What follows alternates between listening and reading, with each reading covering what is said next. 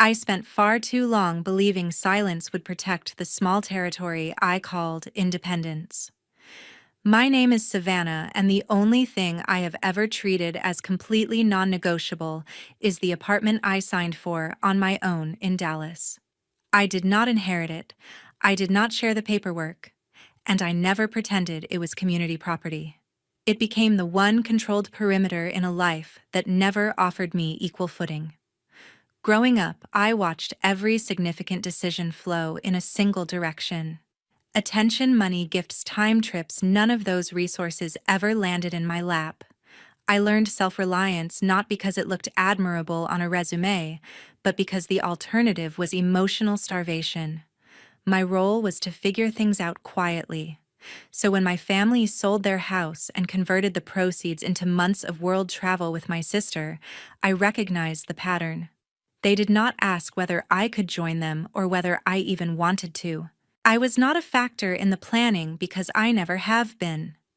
I accepted the distance and focused on maintaining the one asset no one could confiscate with emotional pressure. When the money ran out, the tone changed. They did not return with questions. They returned with instructions. They treated my lease as an implied obligation. The final sentence from my father hit with full entitlement. You don't have the right to say no.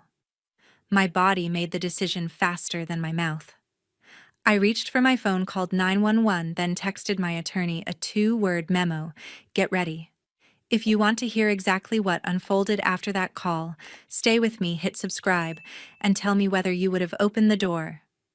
I did not wake up one morning and suddenly realize that my place in the family operated under a silent quota system because the imbalance had been forming for years in a way that looked natural to everyone except the person carrying the cost. The first time I understood how expectations were allocated happened in school, when classes were expensive and extracurricular programs demanded fees, which meant I worked part-time to cover what tuition or textbooks did not, while my mother Linda insisted that every cent spent on education should be viewed as a family investment in my sister Veronica, rather than a shared priority. Once that pattern settled into place, Veronica became the singular benchmark for success or disappointment, and I learned how to arrange my schedule around employment rather than hobbies, since I did not want conversations about invoices to turn into lectures about gratitude. As I aged, it became obvious that Linda was never motivated by curiosity about my workload or academic pressure, because her primary concern involved maintaining a moral authority that let her speak about duty, sacrifice, and obedience, without ever confronting whether those standards applied evenly. She preferred instructing me to give back, rather than asking if there was anything left to give, and she used language that made refusal sound like a character defect. A simple sentence such as, "I cannot cover," that turned into an indictment about selfishness, and any hesitation triggered a speech about how loyalty should override discomfort. Over time, morality became a form of accounting for her, and every dollar I kept for rent became a symbol of rebellion rather than a practical approach to survival. My father Carl did not correct Linda or question her delivery.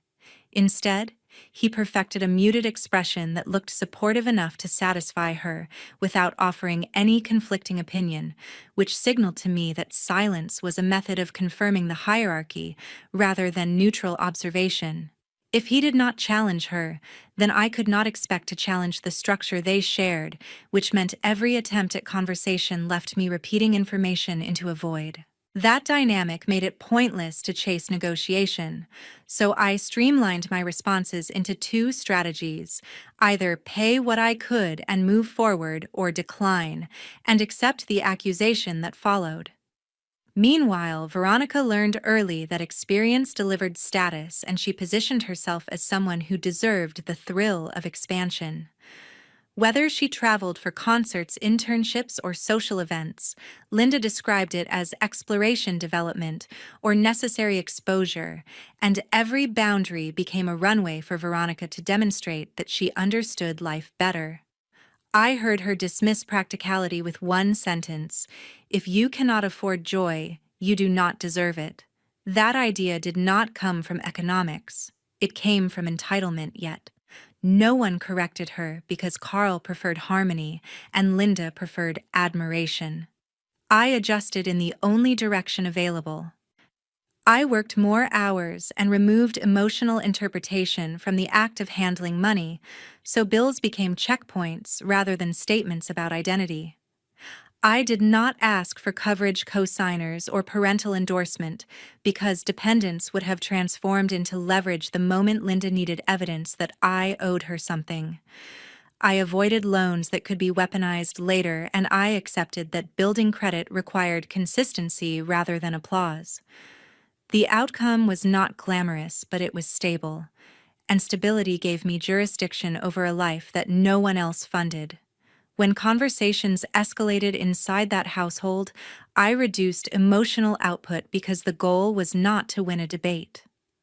The goal was to protect autonomy. I did not chase approval or request recognition, since either response could be repurposed to prove that my restraint was arrogance. Instead, I concentrated on legal clarity by monitoring what belonged to me, documenting what I paid, and refusing to perform loyalty like a stage routine designed for people who wanted evidence of devotion rather than genuine adult participation. My priority was to maintain a distance between my finances and their expectations, because proximity would have allowed anyone to claim that personal resources were family resources. That approach became a philosophy rather than a habit. If a request could be held against me later, I stepped away. If a conversation required an apology to maintain access, I disengaged. If silence prevented escalation, I embraced it, because a boundary that cannot be enforced becomes theater, and I did not want to live inside a script written by people who believed obligation outranked consent. 2 months before the trip, everything became official in a way I never expected to witness. I arrived at my apartment in Dallas after work and saw a missed call from Mom that did not include any context or request for a callback. When I returned the call, she answered with a polished tone and informed me that she and Dad had signed the final paperwork to sell the house. There was no hesitation in her delivery. She spoke as if this decision had been developing through open conversations that involved every member of our family. It took me several seconds to understand that the transaction was complete and that they no longer had a place to live. I asked whether they were downsizing in Dallas or planning to relocate to another neighborhood. Mom laughed lightly and explained that downsizing was a mindset for people who lacked ambition. She told me that she and Dad were about to start life on the road and that Veronica would join them because she understood experience culture and the thrill of motion. I listened without responding because I wanted to hear whether any part of this decision included a question for me. I never heard one.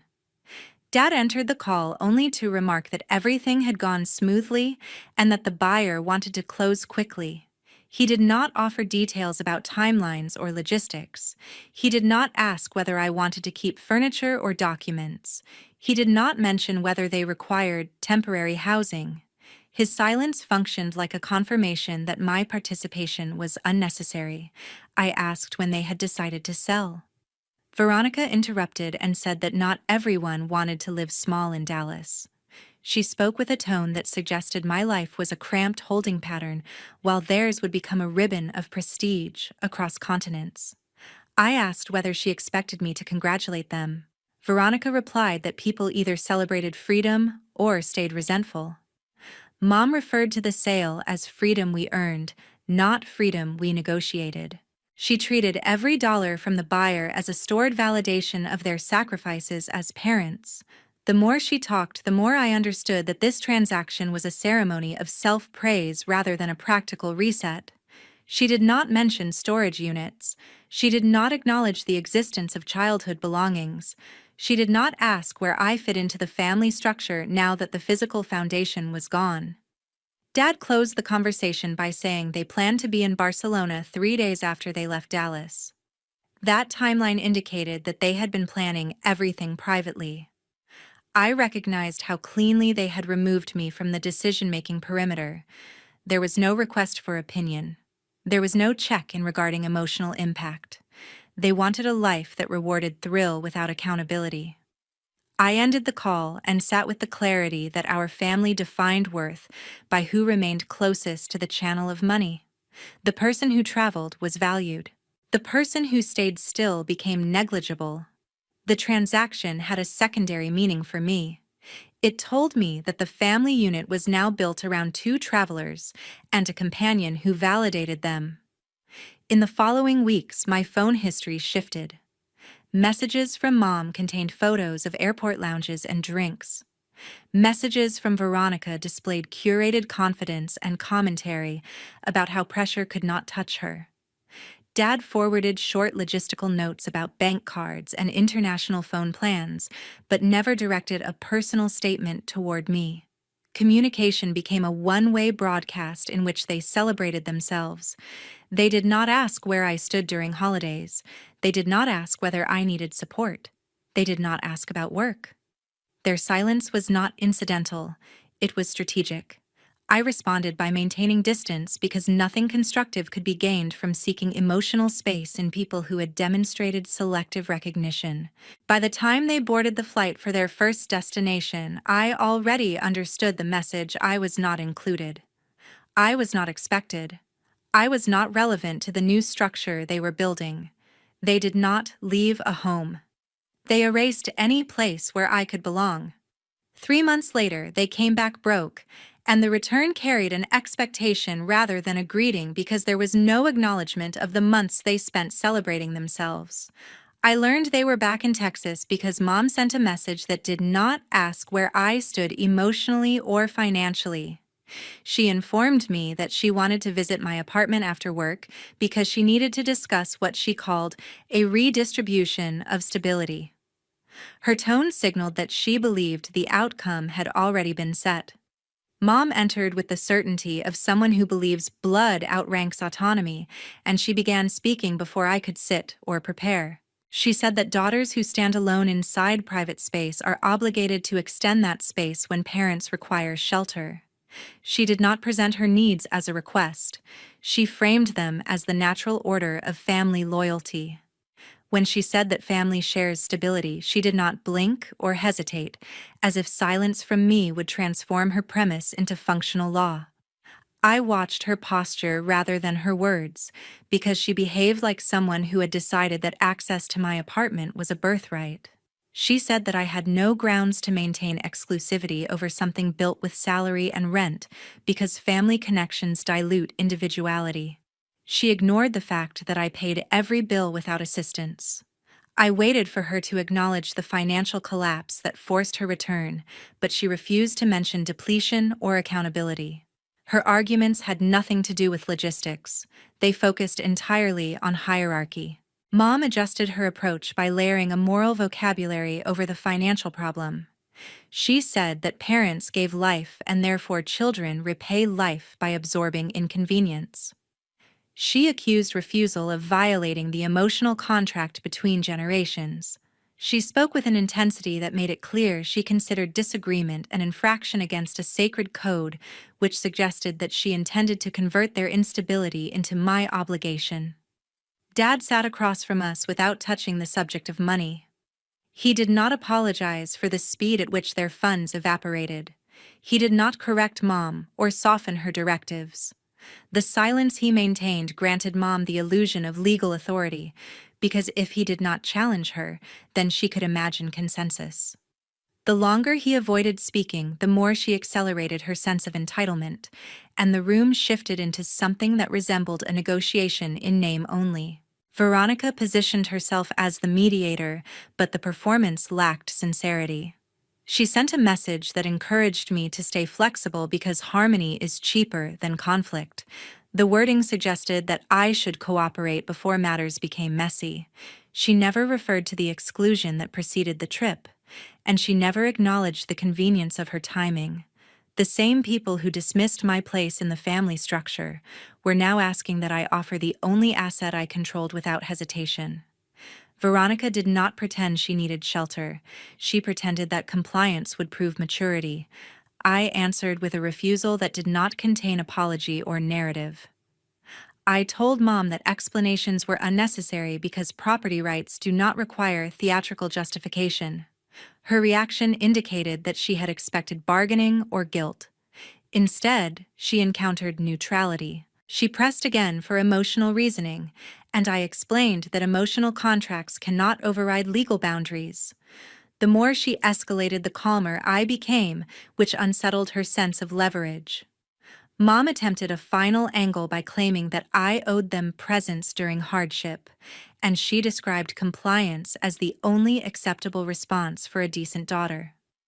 I reminded her that financial depletion does not grant automatic access to private housing. She tried to reinterpret my stance as abandonment. I interpreted her position as a transaction disguised as parental righteousness. Dad finally spoke, but he did not address responsibility. He said that a united family does not fragment itself over walls and doors, and that the moment called for generosity rather than scrutiny. I listened with patience because his statement confirmed that they considered my apartment a resource rather than a home. They returned not to rejoin a family unit or rebuild trust. They returned to claim a commodity they did not earn. I walked them to the hallway and made it clear that nothing in my life required redistribution. I closed the door not as an act of hostility, but as a confirmation that boundaries exist even when relatives refuse to recognize them.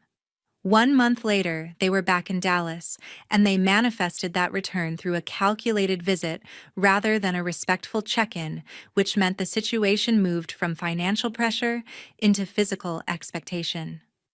I arrived home after work, used my key card at the garage gate, and saw Mom and Dad waiting near the building's front vestibule. They did not appear disoriented or embarrassed. They acted like people who believed they had already secured permission. Veronica positioned herself beside Mom, and her presence confirmed that this was not a spontaneous moment of uncertainty. It was a tactical demonstration. Mom greeted me as if the outcome had been negotiated off stage, and she said they brought luggage because it made little sense to delay integration into what she called our next period of stability.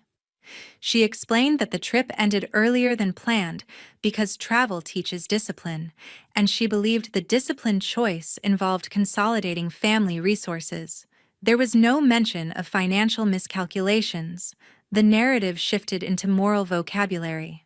Dad stopped performing politeness. He looked at the front entrance as if it were already available for his keycard. He said the sentence without hesitation or apology. He said, "You do not have the right to say no." He did not approach it as an emotional plea. He delivered it like a boundary ruling. His tone implied that my refusal would constitute a violation of a family agreement, even though no such agreement existed. That sentence exposed the underlying logic. In his mind, the apartment did not belong to the person whose name appeared on the lease. It belonged to a collective identity that could claim space without negotiation. Dad spoke as if legal occupancy automatically bowed to bloodline. He also delivered the statement before Veronica opened her mouth, which made his position explicit. This was a directive rather than a request. Veronica leaned into the message with a secondary strategy. She used the vocabulary of unity and teamwork. She said that we are family, and she suggested that disagreement signaled selfishness. She said people who fixate on individual rights lose sight of real loyalty. She did not address dollars or logistics. She positioned morality as the only metric. She did not acknowledge distance created by years of exclusion. She treated the word family as leverage rather than relationship. Mom escalated by attributing emotional responsibility. She said that children protect parents during setbacks. She said that refusal demonstrates an absence of gratitude. She said I needed to demonstrate maturity by housing them without debate. Her argument did not address rent contracts, tenant rights, or building policies. She spoke in absolutes because absolutes provide insulation for those who want to avoid accountability. I did not engage emotionally. I observed the strategy. They attempted to convert inconvenience into a legal inevitability. They pretended that inconvenient logistics collapse under the weight of obligation. They also behaved as if my calm tone represented weakness rather than restraint. I responded by saying the word no without embellishment. I did not supply an explanation because explanation feeds entitlement. Silence creates a record. Dad repeated his line with slower cadence. He said, "You do not have the right to say no," and he stared at the entrance again. He attempted to activate intimidation through volume rather than content. The repetition did not create authority. It created documentation. Repetition becomes evidence of intent. I evaluated the environment. Residential buildings track guest access. Private units cannot house unauthorized long-term occupants without notifying management. Attempts to force access constitute trespass. Attempts to physically overwhelm refusal create additional liability. I did not mention statutes. I simply measured risk. They began lifting luggage. The gesture was designed to shorten negotiation. If luggage crosses a threshold, negotiation ends and occupancy begins. Occupancy grants leverage. Leveraged occupants become difficult to remove without eviction hearings. They did not understand those procedures, but they understood momentum. I stepped between the entrance sensor and their luggage. I stated that the door would remain shut. I said that no one would enter my apartment without consent. I informed them that continued pressure would create a need for building intervention. The word intervention cooled the temperature because consequences rearrange confidence. Mom tried one final tactic. She said they sacrificed for me, and she asked whether I planned to repay them through exclusion. She reframed my sentence as betrayal. I reframed her sentence as entitlement. Veronica signaled impatience and Dad withheld eye contact. I did not treat their frustration as crisis. I treated it as evidence. I held my ground, waited for the elevator traffic to resume, and watched their confidence fade when physical entry did not occur. That night, I opened my laptop and reviewed occupancy laws because preparation provides certainty, and certainty eliminates coercion.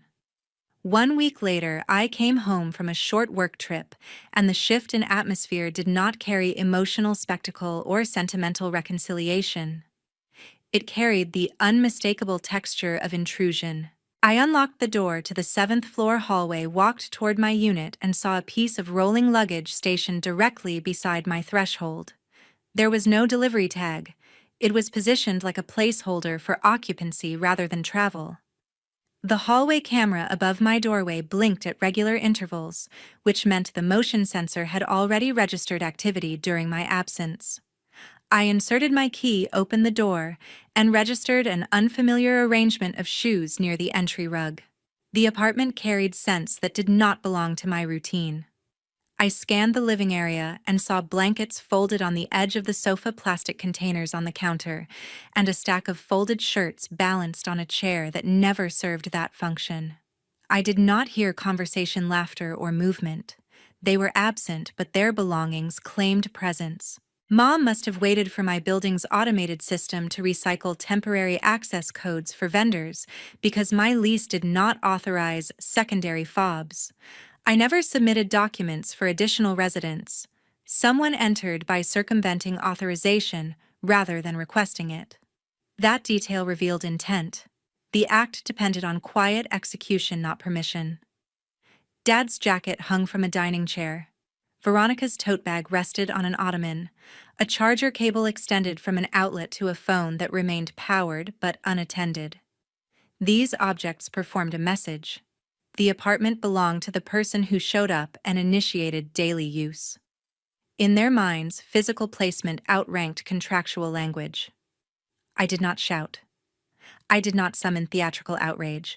I took out my phone, activated the timestamp feature, and photographed each cluster of belongings without commentary. I recorded the entryway, the living room perimeter, the countertops, the placement of the suitcase, and the location of the tote bag. Documentation prevents narrative distortion. I checked the building access history on my tenant portal. 2 entries registered during my absence. Both occurred late morning on separate days. Someone used a generic guest code assigned by management to short-term maintenance access. That code requires a building representative to escort the visitor. Either escort did not occur or the visitor exceeded authorized scope. Neither interpretation favors casual forgiveness. I stood near the entry, waited for the elevator to cycle, and heard a metallic click at the end of the hallway. Lucas, the neighbor who occupies the corner unit, stepped forward with his mail. I introduced him previously at a holiday event, so our rapport carried civility rather than closeness. I said hello, and he said he assumed I had already returned because he saw my family enter the apartment twice that week. He said they told him we already talked about this. He did not interpret it as a crime or an emergency, but he recognized that language as a claim of consent. I did not correct him with emotion. I asked him whether he remembered the approximate time frame of their comings and goings. He provided the hours. He also noted that Mom asked him which direction led to the trash chute, which implied she intended to establish ordinary household rhythms rather than brief visitation. That detail mattered more than outrage because it suggested occupancy. I thanked Lucas without embellishment. I returned to my apartment and recorded a voice memo summarizing the facts. I did not mention insults, morality, or family history. Facts create leverage because facts survive scrutiny. I walked to the closet and saw 2 suitcases stacked behind my vacuum. The items were not placed for convenience. They were positioned for storage. Long-term placement in private closets communicates entitlement. The suitcase near the entrance indicated arrival. The suitcase near my vacuum indicated possession. I sat at the dining table, opened my laptop, and reviewed local statutes regarding unauthorized residency and building access. The information did not serve retaliation. It served clarity. The law recognizes physical entry without consent as an action that can escalate into claims of residency if the occupant remains for an extended period. Removal becomes more complicated if someone sleeps inside the residence. I did not wait for that threshold. I powered down the laptop, returned to the table, and removed every item that did not belong to me. I did not place the belongings outside the unit because abandonment creates unnecessary litigation. I gathered the items near the entrance in a visible cluster. I did not prepare a note. Silence communicates a refusal to validate presumptions. I did not call Mom, Dad, or Veronica. I prepared evidence for a different audience. 2 weeks later, I stopped asking for space because requests lose significance when someone interprets access as a natural extension of blood rather than a contractual boundary. I sat at my dining table before sunrise and reviewed the time-stamped photographs I captured after my work trip. The items documented possession rather than visitation. They established continuity of use.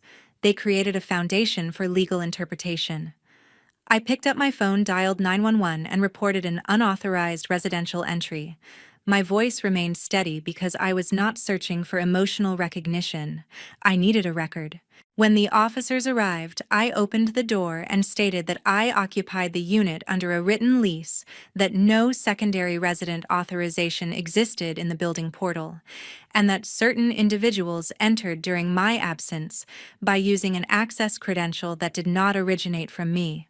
The officers requested identification, verified my lease information, and asked whether the subjects were still inside.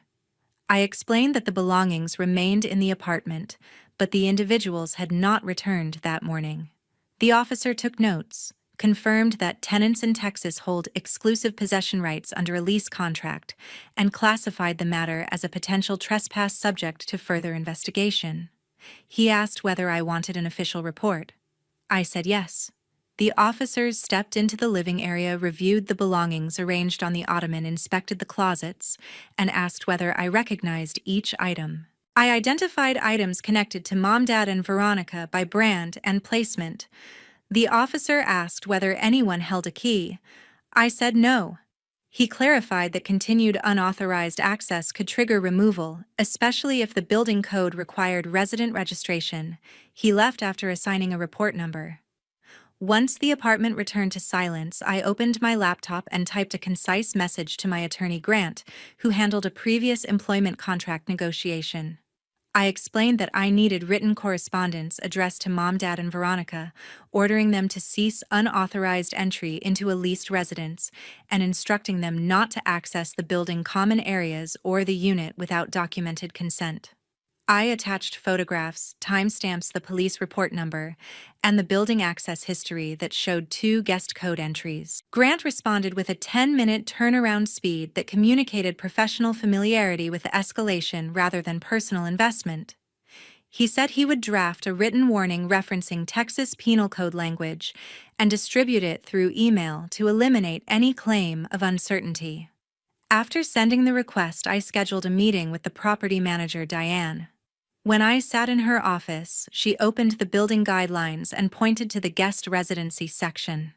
She explained that any individual who sleeps in a unit, stores belongings for extended periods, or enters multiple times within a 30-day window must register as a temporary resident. Registration requires identity verification, a background check, and signature on the building code of conduct. Without compliance, security personnel can remove the individual from the property. Diane did not lecture. She read verbatim. Her tone reflected policy rather than moral stance. I asked whether the building provided the guest code that appeared in my access history. She reviewed the security log and said a maintenance supervisor escorted 2 individuals toward my floor. If those individuals bypassed supervision, the escort requirement failed and building security would investigate. Diane recommended resetting my access code and updating my digital key. I agreed. I returned to my apartment, opened the resident portal, and changed every credential. I activated the log feature that tracks entry attempts at 15-minute intervals.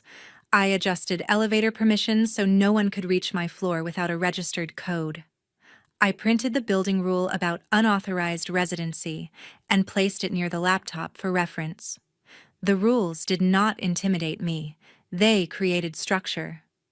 Grant's draft arrived before noon. The first paragraph identified the residence, the leaseholder, the building address, and the legal boundary of exclusive possession. The second paragraph stated that unauthorized entry constituted a violation subject to criminal penalty. The third paragraph demanded immediate cessation of all entry, direct or indirect, and forbade Mom, Dad, and Veronica from contacting building personnel to request access. Grant ended the letter by reserving rights for civil action. The letter did not rely on emotion. It relied on consequence. I forwarded the document to Diane so she could file it in the building records. She acknowledged receipt and said she would notify the HOA board because prolonged unauthorized presence can trigger fines against a unit. That comment reflected an administrative perspective rather than sympathy. The building treated occupancy as liability. I saved every file in a folder labeled Residency Evidence.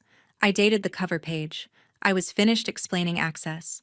I maintain a life organized by documented rights rather than open-ended negotiations, and I no longer respond to messages sent by Mom, Dad, or Veronica because communication invites reinterpretation of limits.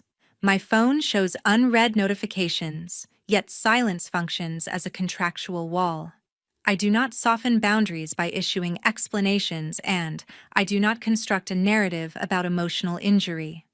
I make the distinction between legal responsibility and involuntary caretaking. It does not require an apology. Mom and Dad confront the direct result of liquidating their house, which removed every long-term anchor they possessed. They rotate through motels located near highway access points because monthly senior rentals require proof of income identification and adherence to community rules. Travel advertisements never described the cost structure of housing instability, and the fantasy of a roaming lifestyle dissolves when every night demands payment before sleep. I do not track the sequence of their lodging changes. I do not inquire about comfort or logistics. My absence represents a conclusion rather than leverage. Veronica loses a channel of extraction because the apartment cannot serve as housing storage or collateral for manipulation. She searches for income rather than distribution, which forces a recognition that adulthood in the United States depends on solvency, credit, and autonomous decision-making. She cannot present herself as moral authority when the capacity to pay her own expenses becomes the test. She cannot construct a family tribunal because I decline to attend. A tribunal without participation becomes a monologue, and a monologue carries no behavioral power. I do not prepare statements about betrayal. I do not translate private choices into psychological narratives. I secure my residential space by maintaining updated access logs, stored correspondence from my attorney electronic lease addenda, and verification that no unauthorized key fob remains active. My building treated the problem as a matter of compliance, so I follow the same model. A rule either applies or dissolves, and I am not interested in dissolution. Work shifts into a predictable cycle because no domestic interference interrupts planning. Meetings conclude without the distraction of pending conflicts, and my performance evaluations reflect consistent concentration.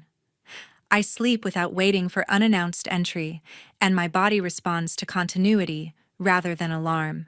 Health becomes measurable rather than theoretical. It appears in the absence of vigilance.